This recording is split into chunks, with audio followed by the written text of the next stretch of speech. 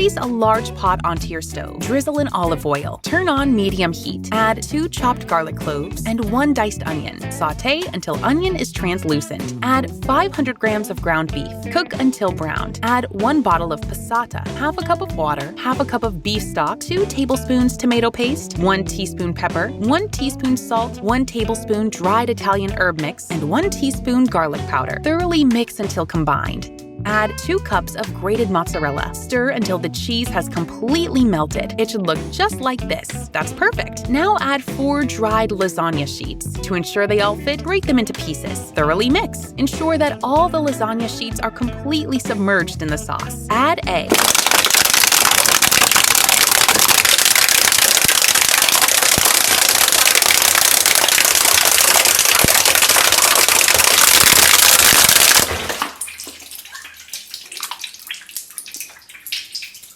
Thoroughly mix. Serve on a plate. Garnish with parsley and enjoy.